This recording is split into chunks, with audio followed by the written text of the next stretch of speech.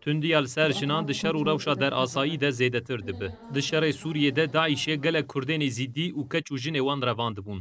Li Hewlêrê derbarê tundiya li ser jinan de konferansek hat li darxistin. Di konferansê de wezîr, parlamenter û akademisyenan cî kir.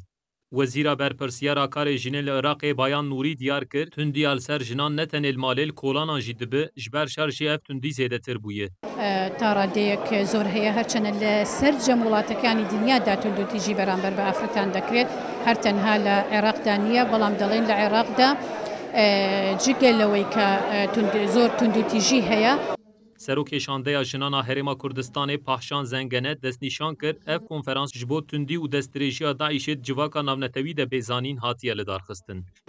نێرا بۆ وەزارەتی دەرەوەی عێراق و نێرا بۆ نێردەی عێراق لە ئەومەی متحیدە لە نیویۆرک ئێستا ئیشی لەسەرکرێ ئەو پرۆژە بڕیارە تەکید ئەکا کە پێویستە کۆمەلگای نێودەوڵەتی زۆر بەڕوون و ئاشکرا ئیدانەی ئەو دەست درێژیە سێکسیانە بکە کە کرانە سەر کچان و ژنانی یەزیدی و پێکاتەکانی تر لەسەر دەستی تیرۆریستانی داعش.